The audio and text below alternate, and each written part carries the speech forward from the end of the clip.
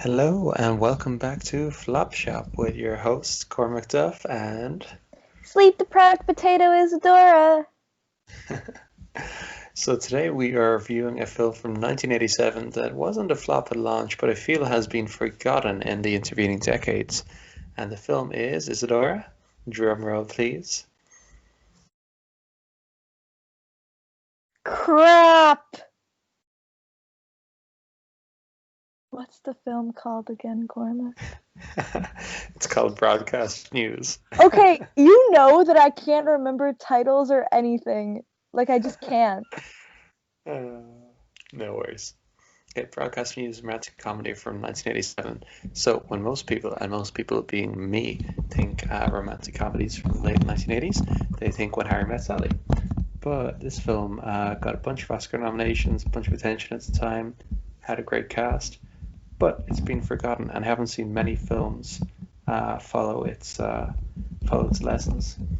So to give a bit of background, this film was written, directed, and produced by James L. Brooks, who worked on TV shows like The Simpsons and Taxi, and previously won an Oscar for Terms of Endearment. And it's set in the Washington branch of a large cable news network, and based on his own experiences working in a news network in the 70s. Um, so it follows a triumvirate of characters who were introduced when they're kids at the start, Star Trek 2009 style. Did you like that introduction? The three main actors are Holly Hunter, who plays our heroine. So she is. How do you describe Holly Hunter's character? Too good for everyone else, but actually. Yeah. So Holly Hunter, I love her as an actress. She's in The Piano as well, which if you haven't seen The Piano, it's like The Shape of Water, but good and without all the weird kind of consent bits. So she's a bit like the main character in Zero Dark 30, where her work is her life, but she's kind of a mess outside of it. Um, and one of the scenes, one of her bosses says, like, "Oh, it must feel really good being thinking you're the smartest person in the room all the time." And she's like, "No, it feels awful," because she's like harder working and probably smarter and like an overachiever compared to everyone else. So because her standards are so high, everyone else seems terrible in comparison. And one character in particular seems really terrible in comparison to her, who's played by William Hurt. How would you describe William Hurt's character? So the blonde guy from the movie. Ugh, falling into success, no matter how bad he is. Just underqualified representation of us idealizing extremely tall, traditionally attractive white men. Yeah, so he's kind of the antithesis of her character. So while she's worked really hard to get where she is and overcome the odds, he is just kind of like a tall, handsome man who has kind of failed upwards. So he like was originally like a sports anchor at a small regional network, moved up to be the anchor of that, and then And he walked his way into this complains job about how somehow. much money he makes. He'll go, "Oh, I just make so much money, but I'm so underqualified." And I'm like, "Boo hoo, sir. I make no money and I'm way too qualified for any of this." Yeah, it reminds me of Robert Redford's character in The Way We Were, which is again this kind of handsome blonde man in the 1980s movie, where presumably all the screenwriters and directors at the time were like, "Isn't it so hard being, straight and white in this world and having everything handed to us and having not really had to work for it?" And every woman in the audience is like, "This bullshit, sir." Yeah, like literally, my inner spirit animal, Miss Piggy, is just standing here going, "You've got to be kidding me. You've got." And then what I don't like about his character is that he occasionally, for like, okay, there's this thing where oftentimes society, we think that as long as someone recognizes their privilege, then it's okay. So he always like talks about, he's like, I recognize that I'm underqualified. Like, I recognize this, I recognize that. But he never actually does anything to help others or to educate himself better. He's literally just using that as a shield to never have to grow as a person because he secretly enjoys being extremely successful and not having to work for it. He does enjoy it because when he arrives, he talks to Holly Hunter's character, and he's like, know, he doesn't say this, but he's kind of saying like, oh, I feel a little bit like an imposter, like you'd help me. And she's like, no, I don't teach remedial reporting. And then which is like really sassy. But then also he says, she's like, well, if you really feel you're underqualified, like you could actually learn stuff, like you could, get a degree in journalism or, actually learn how to be a field reporter. Make And an effort. he's like, that sounds like a lot of work. I feel like I could just stay where I am in this comfortable, well-paying job and just kind of wing it for long enough until either I get proven as a failure or I'm just established long enough that people give me a job. And spoiler alert, guess what happens? He keeps getting jobs. He keeps getting more jobs. He He just keeps getting keeps better getting jobs. everything. And it's Yeah, just, yeah, oh, I'm so frustrated by his existence. Because here's the thing, there is no issue in the entire world of being like a tall, traditionally attractive, successful white man. Like, hey, if you are intelligent and you worked your way up and you are good at what you do, fair play, sir. But I hate the fact that the movie, like, what makes me dislike his character is the fact that the movie constantly emphasizes how underqualified he is compared to everyone else. And yet, yeah, and yet. yeah. Oh, So there's Trump for the main characters. The Holly Hunter's character is introduced as a child as this like, super kind of anal retentive kid with like eight pen pals and like spending all their time like typing to them. Whereas William Hurt's character is, like getting like D's and E's and all those exams. But he's like, but gosh darn it, I worked just so hard. And Dad's like, yeah, sure you do. And it's all like an act. He doesn't work hard at all, but he just like convinces his dad that he also, does. he's like was talking about how like all the ladies are saying that he must like swat him off with like a bat. Like, I don't know what Yeah. the saying is, but it basically like alluding to the fact that like every girl thinks he's like cute and stuff.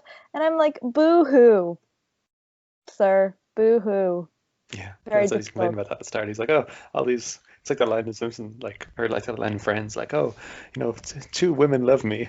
It's like the biggest problem in the world. My 50s don't fit in my wallet.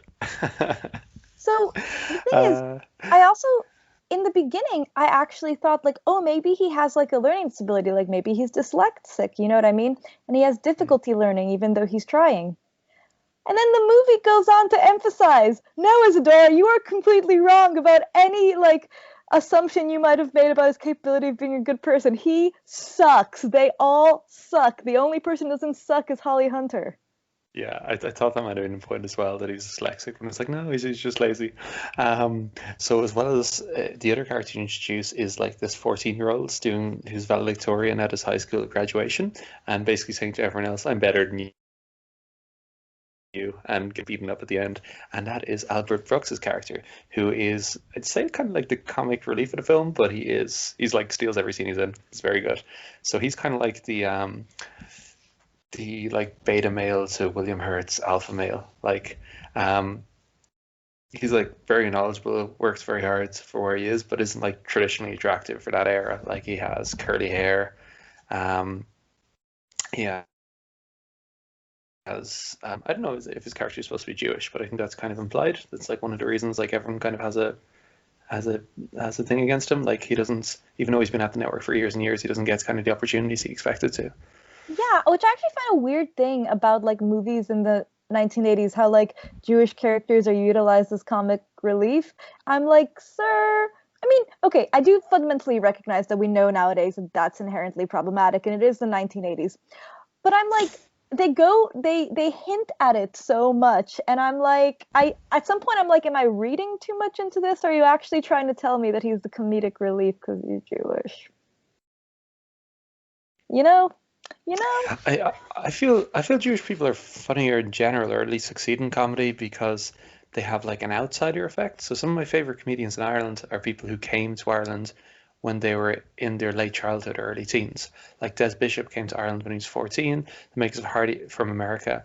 The makers of Hardy books came to Ireland when they were 12, and because they hadn't like grown up in the Irish society, they could see how ridiculous it was, and they could make fun of it in a way that someone who'd grown up in the society couldn't. So I feel like Jewish people, because they were like traditionally marginalized in American society, and they see traditions like Christmas that they're excluded from, they can like make fun of that. So I feel like whether it's like Groucho Marx or Seth Rogen or bad example of Woody Allen, they find like they tend to be they tend to succeed in comedy like disproportionately. Like I could name, a dozen famous Jewish comedians, but for Jewish dramatic actors, they seem to be less represented. I can kind of see that trend, for example, if we're making the argument that like minorities have more interesting cultural things to say, because a lot of my favorite comedians are like Asian American or Latino, and a lot of their Mm, comedy that I enjoy centers around like the idea of trying to fit it into like the traditionally like white Californian society when you're like mm. not that norm, you know? Yeah, I think that's one of the reasons that they're successful. You've TV shows like Rami showing what it's like to be a Muslim American today. You've TV shows like Master of None, where they talk about the cultural context of being, a first generation American with Indian parents. And I think like, Jewish people are become like increasingly assimilated into American society. Like um, in a way that they wouldn't in the past. Like in the past, Jewish people couldn't be a member of country clubs. Like there was a movie with Brendan Fraser in the 90s where he's going to this, elite private school, but he's got a big secret. And you're like, oh, what's the secret? Like, is he gay or something? Like, what's the thing? And it's like, no, he's Jewish, which like doesn't seem Jesus, like a big thing now. But Jesus. like in the Ah, 90s, presumably was. I don't even think it was a period drama. It was like set in the 90s. Uh, ridiculous. but Here's the thing yeah, though. like It's I think there's other people who are marginalized now who are having their voices heard. Like, Mindy Kaling, there's no way she'd get a role like this in a film oh, my in the babe, 80s. my Yeah, baby, baby Mindy Kaling. yeah. But I think here's this is about as far as they were willing to allow minorities into mainstream Hollywood movies by 80 standards. Like a that Jewish is man was fair. a minority. That actually is a really interesting thing because something that I actually did realize when I was watching the movie was that everyone was white, like very Yeah. white. And I don't even think you saw like a black receptionist or like a black clerical worker. Like they're all white. nothing, they're all extreme. I didn't realize this until you told me this right now. Like I was like, oh my God, he is actually quite literally like, if we're recognizing the framework of him being like an outsider, he is the minority. Oh my, sorry, I actually adore this. The problem though is he sucks as a person. They made the minority. He's a bad person. So like, I don't even care that he's funny. Here's the thing. The first half of the movie, I loved him. I was cheering on for him. He was my fave. Like he deserved better. Like my perfect baby deserved more. And then it turns out that he sucks because he says all these horrific, misogynistic, nice guy things to Holly Hunter's character. He's a horrible person. Like, he thinks that he is deserving of her affection, and he is willing to insult her if he does not get it. Yeah, see, I love this film. I think it's the best workplace romance film I've seen, um, because it compares like kind of your alpha male and your beta male types. And in To most be fair, I don't really romantic think that alpha comedies, male and oh, beta males really exist, but I understand their movie okay, archetypes. yeah, exactly. The movie archetypes, yeah. So in most films, the main like there's that film isn't it romantic? I saw about 9 months ago on Netflix, but there's 8 million other films that do this, where the main character is like a co-worker with this beta male who's really nice and sweet, and then she meets the alpha male, and she's like, oh, this guy's so like rugged and handsome, and even though he's kind of dumb, like I like him. But then you realize as the alpha male guy, and then it's like, and the beta male guy who's there all along is your, secret soulmate. But this film like subverts that. It's like you think It that that's subverts the part that's going, everything. It's it's going to perfect. happen, but then when she starts, when Holly Hunter like starts getting in, like going out with the alpha male guy, like the beta male guy becomes like really like possessive and defensive, and like basically chews her out and start, and he is like your kind of quintessential nice guy in inverted commas, where it's like, oh, like I'm going to be here for you and I'm going to be your best friend and be really supportive, but also if I don't get what I want from you, which has suddenly become sex out of nowhere, uh, or like a romantic relationship, seemingly out of nowhere, like they haven't really discussed this. And the idea that you get is that they've been working together for years and years, and Yeah, like there's they've they never seem like really gotten best out. friends. They do seem like best friends. They've got like a really good kind of, you know, really good kind of chemistry, really good rapport. But suddenly he wants something different, and when she doesn't give it to him, he's like, basically calls her a bitch. Like he doesn't, but he says like go to hell and says mean things to Yeah, her. no, he says really like if a man like if a friend of mine said something like that to me, A, he would get chewed out, B, we would not be friends anymore. Like no person should speak to anyone that they care about in the manner that man like spoke, you know? Yeah. Also, he like really plays on insecurity. So you see a lot of times in the film, like her crying, and I don't know if it's her feeling kind of empty or overwhelmed, or, but he says, "Oh, I'm sure I'll see you again at the end of the film," and he's like, "In like 6 or 7 years, and I'll be there, my wife and my 2 kids, and you know, my little kid will point at you, and I'll say, oh, you shouldn't make fun of single fat ladies." So he's just like, what can I say? It's going to be maximally hurtful, like the idea that like all Yeah. this time will pass and she'll still be alone and she'll be fat. And here's the thing, as he continues on his dickish parade, as he gets more and more dickish, then I go, okay, then obviously like crucially attractive man or like percept because I don't particularly find him attractive, but I'm sure that like in 1987 he was great. You know what I mean? Like I'm sure Yeah. women were fawning over him back in the day. Um, I keep thinking, oh, well then okay, this is the romantic lead. Mm, Obviously, like this is the man I'm supposed to be rooting for. mm. But I increasingly, as we discussed, like he's in the beginning not very likable. He has some redeeming moments, and then as we go further along the movie, you realize that those moments that even seemed a bit redeeming are actually deeply sociopathic. Like he's an extremely Yeah. manipulative person. Yeah. So there's a scene where like there's layoffs at the workplace, and Holly Hunter's character's like crying because so many friends are losing their jobs. But then he's like, "Oh, why are you so upset? Like you got a promotion because like she's stepping into someone's shoes who just got fired, you know?" And he can only really think about like things that directly affect him and his own career advancement and the people very close to him. Like he doesn't really relate. I know he's new to the workplace, but he doesn't really have any empathy or relate to the people around him. I feel like similar to that film Nightcrawler, which is about local news. It's like it shows you that to succeed in this like ultra capitalistic world, it rewards sociopaths. It rewards people who have no empathy and are just about getting ahead.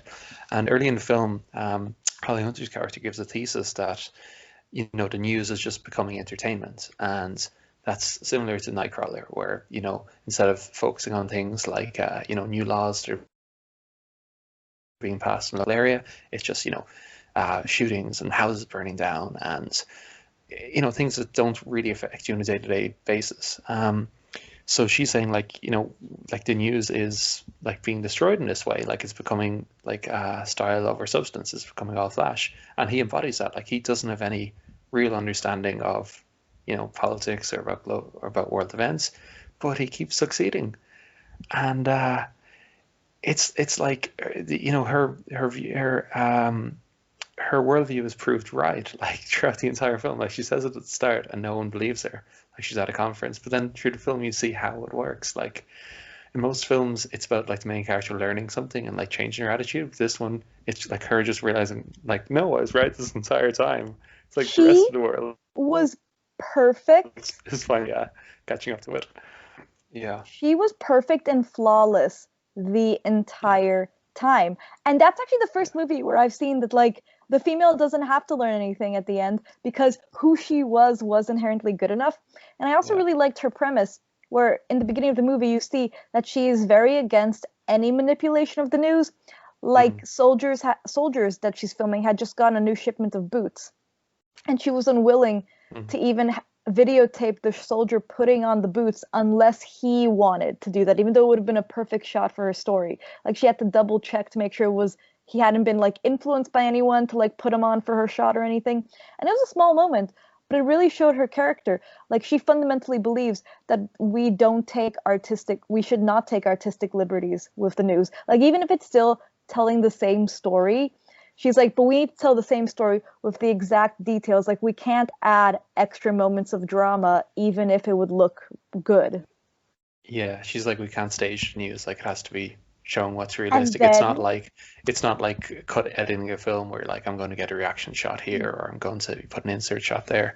But then you realize that the that William Hurt's character has like the opposite view. I give like too much of details away, but he figures like if I can change something so it makes me look better or that it makes the story more dramatic, I'm totally going to do it because it's going to benefit my career and it's going to boost our ratings. And who cares if it's not strictly true? It's almost true. and it's out there on screen. So it is effectively true. It's like what everyone who wasn't on stage or on set at the time experienced. Yeah, and he also finds a way to make the news about him because her type of reporting is that she fundamentally feels that she's like the background character and the person who's important is the Mm. person who's being interviewed or the people who are being shown. But then you have this man who purposely will cut the scenes of him reacting or him asking an important question that you realize he inserted. And you realize he's making himself the story. Like he's using himself to emotionally compel others, but also to further his own career so that people know what he looks like and knows he's there and knows he's the reporter.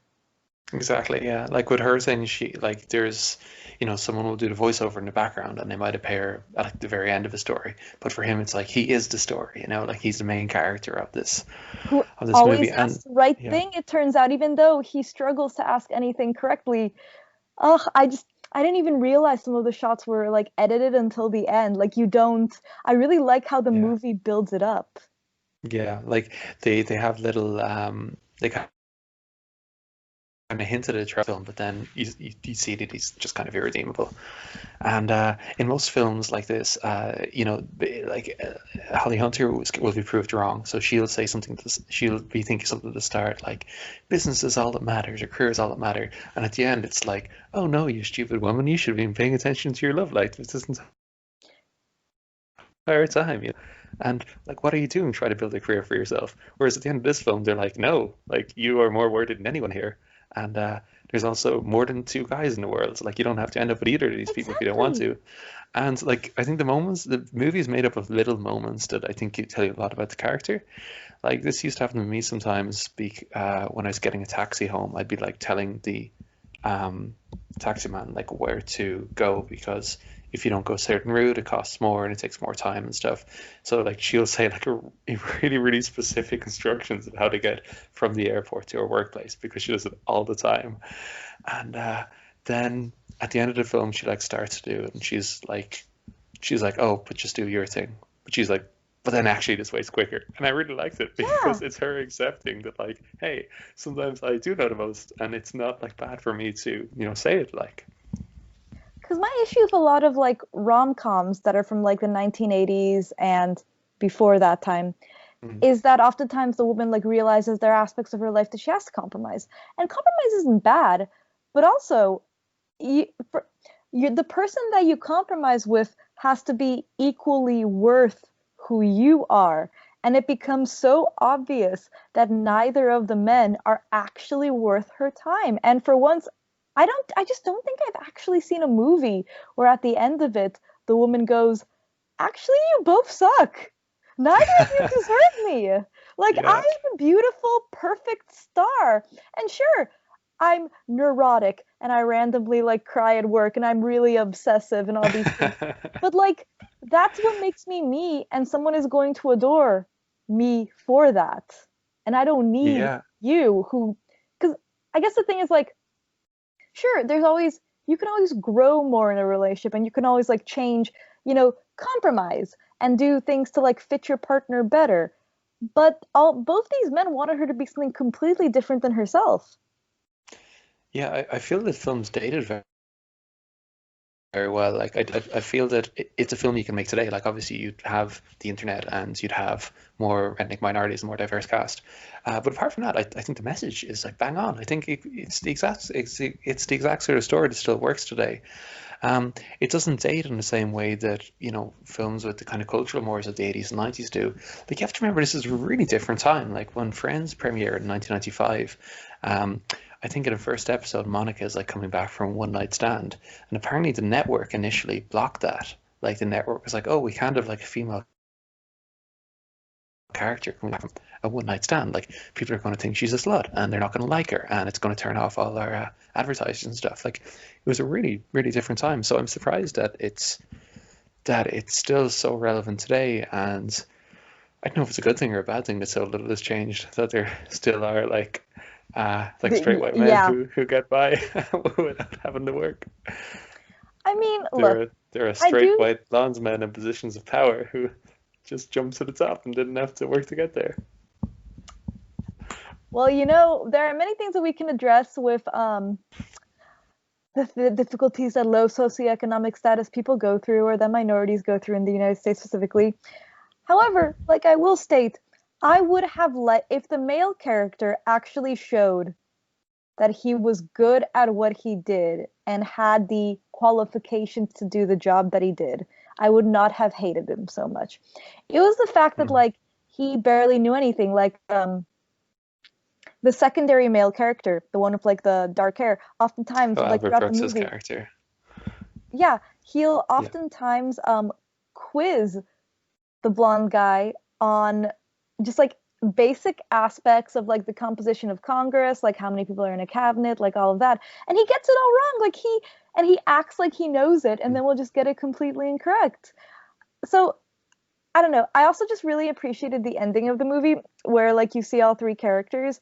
And I mean, obviously spoilers, but also this movie came out 30 years ago, so I don't feel that bad about it. You know, I like that at the end it shows that she's still successful and she's still really cool, and that she's found romance with someone else and she's working on it, and she's like, yeah, I met this new guy, like I really like him, we're gonna try and make it work. I just thought that it was very realistic. Also, so I will say that for the brunette, for the brown-haired guy, who I never know people's names, just like tall one. You just Albert Brooks is the guy with the Okay, curly hair. Albert Brooks. So for Albert Brooks's character, they don't show his wife, so I don't have much idea of like what character development he went through. But he's a father, so maybe I'll give him the benefit of the doubt that he might have become like a still sassy but slightly better human. But then, tall, attractive white man, he introduces his fiance, and then immediately tells his fiance afterwards that he's gonna go see this new woman, like Holly Hunter's character. He's gonna go meet her and like catch up with her. He doesn't invite her to come. He doesn't like even ask her opinion. He doesn't say like, hey honey, this is my friend from a long time ago. I haven't seen her in years. Would it be okay if I went to go hang out for a bit? Like, you can come meet her too. He just goes, oh yeah, go wait in the hotel for me. And you realize he's gone through no character development at all. Like, he's remained completely static because he just went and found someone who would be compliant and not challenge him. And sure, a lot of that is like the social norms of the time, like, but also, yeah, he didn't. Ultimately, it shows that he didn't want a partner who was going to challenge him. He wanted a partner who was going to serve him, the same way that he wanted Holly Hunter's character to just, like, he didn't want to educate himself. He wanted her to do all the work for him and serve him and his career. Yeah, I think that was a very deliberate choice for him, having like kind of like the blonde bimbo wife that he treats like shit, instead of like someone who would actually like stand up to him and forced him to respect him. But like that, I think that's the point. Like throughout the entire film, he's just gone from success to success. So he's never had to change, he never had to grow or develop. And whenever you're writing screenwriting, you always say that like everyone in a story learns something, you know? Like Holly Hunter's character learns to stand up for herself and realizes that like, you know, the things that make her strong aren't things you should be embarrassed about. Albert Brooks learns his own kind of self-worth. And but yes, you know, Albert William Brooks Hurt's actually character does. He's a bad person. He's still a bad person no matter what.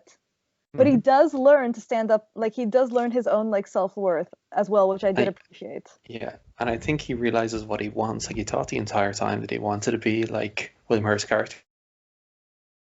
He wanted to be, you know, the anchorman on TV. But he's like, really, I didn't actually enjoy that much. Like I like reporting. I am a reporter, and that's eventually what he decides to do. But then, yeah, William Hurt doesn't change at all because he's the villain of the story. Like, yeah, it turns out he's the villain, and I had no idea until the very end. You know. Yeah, and also there is an amazing cameo by I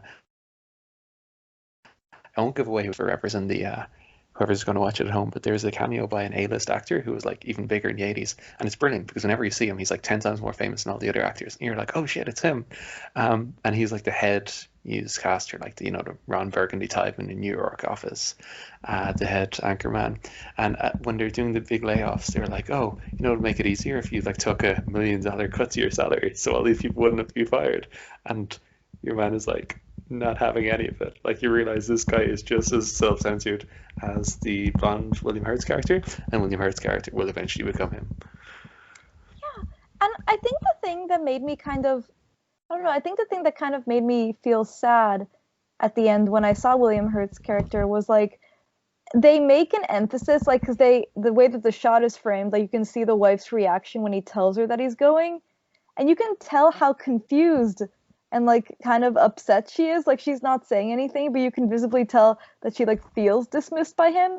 And it's just like it's this great emphasis that he's learned nothing. Like he hasn't Yeah. changed at all. Like he still thinks that anything that he wants is fair game because he is the one who has always succeeded. Like he's never been told no. He has learned absolutely. Yeah. And that's it. Like I think characters only really learn when they like when they fail or when they don't succeed. Like whenever you're talking about like a plot structure, there's normally something that someone is trying to achieve for like towards the midpoint of the film. Um, but then you find out you're going about it completely the wrong way. So like an example is, Thor in the film Thor. So he gets thrown down to Earth and he needs to get Thor's hammer back, and he, doesn't trust anyone. He thinks like right as might, and he tries to get the hammer. But then when he takes the hammer, he realizes, oh, being strong isn't enough. Like you need to be more than that to be worthy of being a good leader. So in most films at the midpoint, the main character realizes like, oh, the way I've been going about things is completely wrong.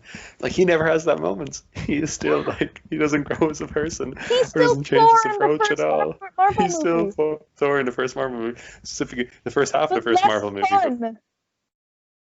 before he learns to like work with people and learns like humility and compassion.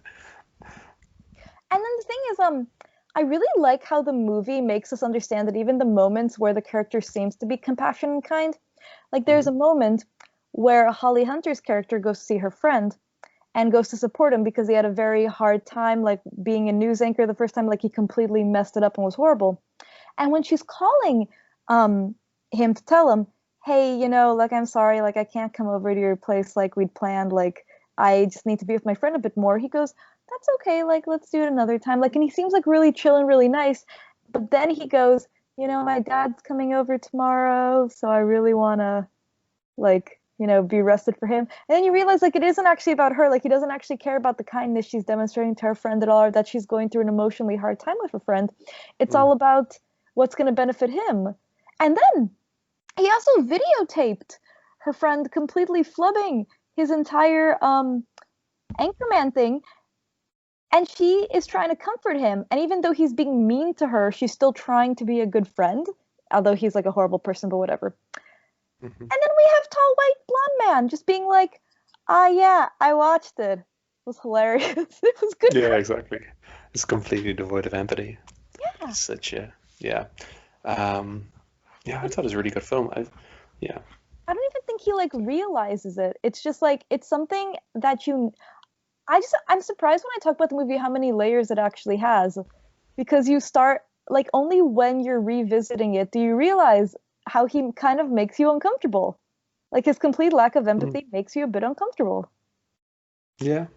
But he seems And nice and he's he's tall and he's handsome. So it's like, he can't be. It can't be. I must be reading it wrong. yeah. Um yeah, I think I don't know if this is a deliberate choice, but Holly Hunter was cast in an animated film where she plays a little petite brunette who's in the shadow of a, tall blonde man who's grabbing all the attention. Can you guess what it is, Isadora? No, what is it? The Incredibles. Oh wait, really? She's the mom. Yeah, she's Elastigirl, yeah, which in Oh retrospect my is perfect god. casting. Yeah, That is perfect casting. because she's like the one behind the scenes doing all the actual work while he's like taking all the plaudits. To be fair, The Incredibles too. And guess who? Guess the Albert Brooks's character plays the dad in Finding Nemo, Marlin. Considering how he plays stressed out neurotic character very well. So I can Yeah, see that. yeah, exactly. So even if everyone else has forgotten about this movie, yeah, apparently Pickwick fans. And Albert Brooks also guest starred in The Simpsons. I haven't shown you the Hank Scorpio episode of The Simpsons, but Albert Brooks plays that character who's basically a Bond villain, but very funny. I'll show it to you afterwards. I would love A to. lot, it's a lot of people's very favorite Simpsons episode. So to finish this up, Isadora, bop or scam? It's like it is is actually a modern day feminist bop, which I was not expecting. Like, I was actually not super excited to watch this movie when you pitched it first to me, because I tend to not really love 1980s rom-coms. I find them, they kind of make me feel bad sometimes. But this was amazing. However, the blonde guy's a scam. Scam. Yeah, no, it's a hard bop for me. I think you're right. Sometimes society's moved on. Like there's moments in like Working Girls where, Harrison Ford has like basically an opportunity to like rape someone who's passed out and he doesn't. And you're like, and the movie's like, good guy, Harrison Ford. But by today's standards, you're like, no, like you'd be a terrible person if you did that. So Yeah. sometimes you watch these films from 30, 40 years ago and, the morals around sexuality were completely different. And it doesn't really date, it doesn't really hang together. But this film does perfectly. I think you could make it today, modernize a few things, make your cast more diverse, and it would still work. So yeah, 2 thumbs up. So guys, I think it's Working amazing. Girl, or not Working Girl, sorry, Broadcast News. Watch it if you can. Um, it's not on any of the big streaming services at the moment, but I'm sure you can like rent it on Amazon Video or YouTube or anything like that. It is so good. It is completely worth it. And I don't know, as someone who does have like a deep love of rom-coms, it actually is one of the most revolutionary rom-coms I've seen. It exceeded all expectations. And I've watched a lot of rom-coms, sir. Watch a lot of rom-coms. Yeah, I liked it because I feel it didn't just copy the When Harry Met Sally vibe. Like, I feel like romantic comedies would be more interesting if they'd copied this film rather than When Harry Met Sally. Completely agreed. But I digress. Anyway, so great to be back to you this week, Isadora, and Thank you. haven't I'm no decided longer yet what we'll. stressed. I think Isadora's finished her exams, so we can finally record it again. So I don't know what we're going to record next week, but we'll It'll be let you know. good. We've got It'll a be couple good. on the back burner. Okay, but say bye to the audience. Bye, and thank you for watching if you watched this long. Boop.